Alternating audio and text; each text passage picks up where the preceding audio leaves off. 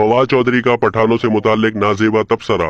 साबिक वफाकी वजीर और पीटीआई रहनुमा फवाद चौधरी का एक और इंतहाई नाजेबा बयान सामने आ गया, जिसमें उन्होंने पठान कौम से मुताल्लिक नाजेबा गुफ्तगू की।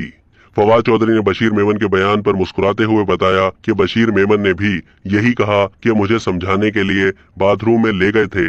ऑन एयर शो में तहजीब से आ रही गुफ्तगू करते हुए फवाद चौधरी ने पठान कौम से मुताल्लिक इंतहाई नाजेबा तबसरा किया और कहा कि बशीर मेमन ने पठान के साथ बाथरूम में जाकर बड़ा खतरा मोल लिया।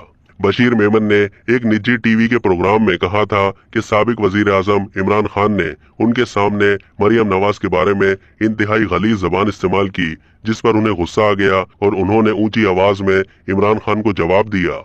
उनका जवाब इतना सख्त था कि बस गाली देने की नौबत रह गई थी। बशीर मेमन ने कहा कि उनका लहजा देखते हुए आजम खान उनका हाथ पकड़कर उन्हें बाथरूम में ले गए और दरवाजा बंद कर दिया। आजम खान